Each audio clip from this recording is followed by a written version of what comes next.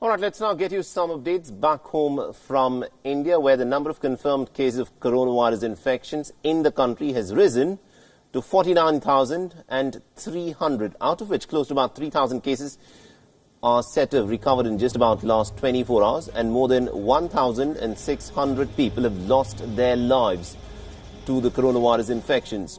Now, in just the last 24 hours, at least 126 people are said to have succumbed to the virus. The daily number of infections has also been on the rise. Just yesterday, there was a jump of 3,900 cases that was witnessed, and this was India's highest surge in terms of cases that was recorded in a span of 24 hours. It was also India's deadliest day with close to about 200 deaths. And today's surge is not as large as yesterday, but there is a clear uptick in India's curve, which of course continues.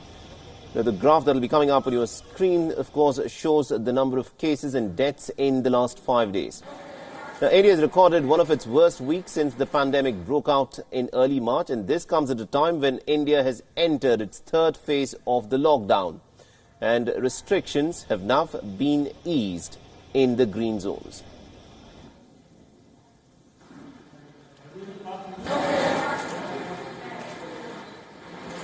So this is the latest in terms of the figures that have been put out by the Indian Health Ministry. The total death toll at this point of time stands at over 1,600, and the number of cases of the coronavirus infections has risen to almost 50,000. And at this point of time, the Indian government is trying very hard to try and flatten the curve.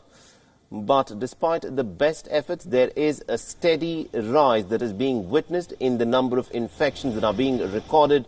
And the last week has in fact been the worst week for the number of infections that are being recorded in the country. And this, of course, is the graph which presents the number of cases that have been witnessed in the last 5 days.